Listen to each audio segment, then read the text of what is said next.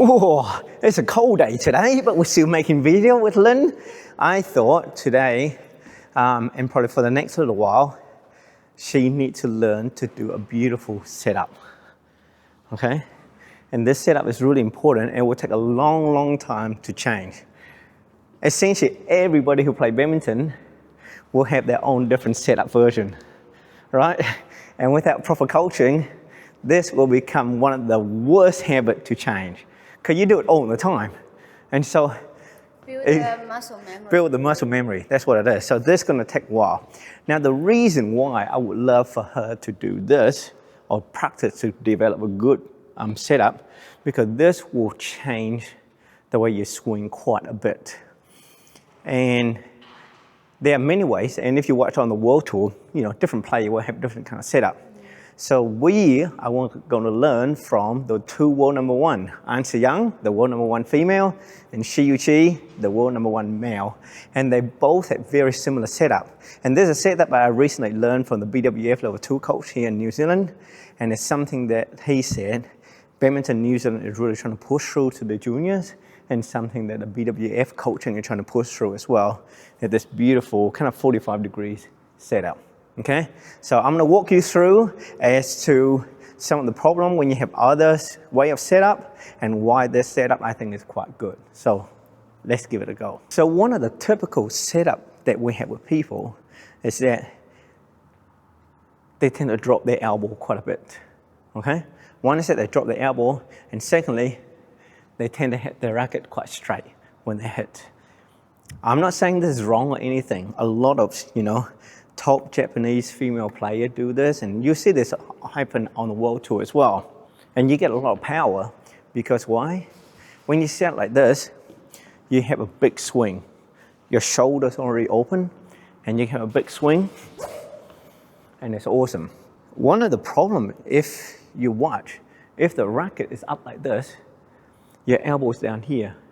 So unless you actually been trained well to drive the elbow up and swing through, a lot of lower level players, they would tend to hit with their hand first. Because it actually is a long way to drive the elbow up. And you're not used to doing this, where you're driving the elbow up, then you tend to do this. And basically players just like slapping the shuttle. The second problem with this stance, if you watch, even if you drive the elbow up, so I'm not doing anything with the hand, as I drive the elbow up. Do you see how low that racket is? So this racket is almost like touching my back. So if I go from here again, all I'm doing is just drive the elbow up. So the racket had to go from all the way here to all the way there in order to hit. So it's a very big backswing. Idea of having this kind of stance, and you watch like even Kento Momoto does this as well, is that if I was to drive this elbow up, so once again I'm not doing anything with the hand and the wrist, as I drive the elbow up, see how far now that racket is away from my back? And from here, it's a much shorter swing, you see? So once you drive this elbow up here, this racket is already in the position to punch. And I guess the idea is that like as you get bigger and stronger, your hand gets stronger, your forearm rotation gets power, your forearm gets stronger, and it doesn't take much to able to clear on the way to the back court. And An Se-young particularly does this really well, is that she is the kind of player that always hits shuttle in control. So she never go for a big swing or big movement or anything like that. Her movement is very soft and very compact. And this swing will really help you to have a very compact and efficient swing and movement. The other thing that I love about this setup as well, and something that you will learn, I know that Maylin has started to learn and benefit from it already. You don't have the skill yet, but you will, is that when it's up here, the elbow tends to be high, and the angle of the racket and the angle of the wrist make it really easy for you to do a stick smash, which is something An Se-young, once again, is really good, and Shi Yu-chi does it as well. Because what happens when you do stick smash, you're sacrificing power. So you're not hitting a lot with your full power, but You get the contact nice and high, nice and early. The shuttle go down nice and steep. And the power that you generate is fast enough that you can hit the winner as long as you're able to hit it accurately.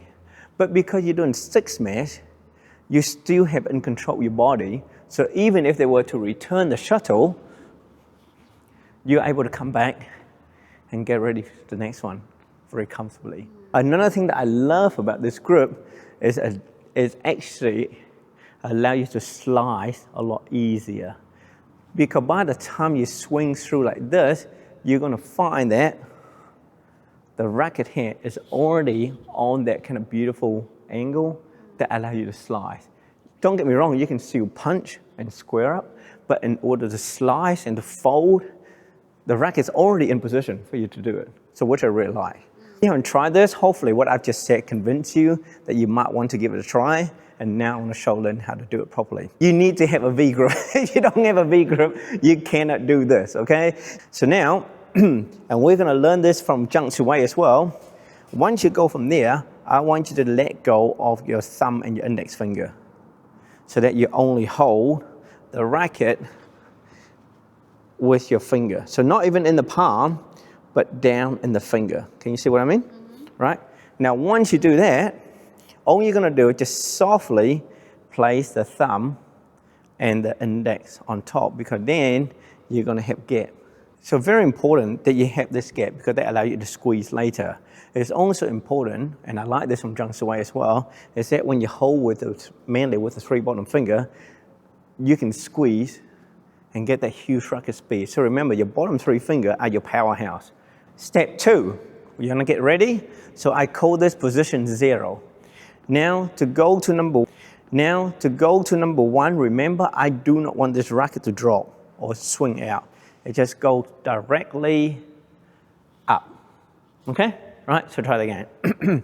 Directly up. Okay, so this is what we're going to change. You can see here before, Lynn's racket was more like this, where that was pointing out that way. What we want is for this racket to point straight on to the front. Okay, which means you're going to have a slight kink in this wrist. Now let's try again. 0, 1. Good. So notice a few things. What I want is that I don't want this elbow to be behind her. I want this elbow to be in front of her, right? So it's nice and soft. That's what I love, okay? So you should be able to see that racket when the shuttle comes to here, as you look up at the shuttle, you should see that racket. If it's here like this, you won't see your racket. Do you see what I mean? You want to be able to see your racket. So try that again. So 0, 1. Love that. So if you look from front on, you should be able to see Lynn's right elbow. So if it gets tucked away like this, you won't see that right elbow. So the hard thing about this is that once the shuttle comes, Lynn's going to forget all about it. The moment she moves, she will going to forget all about it. So we make sure that we can actually start training the body to get ready. So the second exercise now is that I want her to get ready into this and skip back. Yeah, but make sure she maintain that posture. She maintain this elbow nice and high as she skip back. So really important. Yeah, make sure the elbow stay here. Now skip back. Yeah, skip. See, keep this elbow out here. Okay. Yeah. Good. Yeah. Okay. So having someone to help you to adjust, because like remember, when we learn anything, our brain will tell us we think we're doing something, but the body does something completely different. So this one is good to have an external eye and an external help. Yep. 1. Good. Yep. Good. Yes. Go. 1. Good. Yep. So turn. Now just concentrate on your leg. Good. Good. Yep. So the fact that her hand is in front of her face, that's a good start already. When you learn like a fundamental skill, something like this, that require you to develop new habits, you just have to do it again and again and again. And, and you're trying to look out for little cute little tips that help you to almost like self-checking, right? So if you're able to look up and see your racket, you're doing it correctly. If you look down at your elbow, if you turn right and you see your elbow, so if I go here and I turn right, hey, my elbow's there. I'm doing correctly. Because if I do this, oh, I don't see my elbow. That means I'm pulling back too far, right? So that's probably the two good things that you want to check. You want to make sure you can look up, see your racket, see it pointing in front. If you look to the right, you see your elbow. Yeah, go turn, stop. Okay, look up. Can you see your racket? Yes. Look to your right. Your elbow should be here. Yeah, much better. Yeah. So for you oldies out there that like our age, be patient with yourself and practice. I think you'll thank yourself for it. So I hope you like the video. There's more videos here. Squeeze the subscribe button and we'll see you in the next one. We're going to do more practice now. Bye-bye.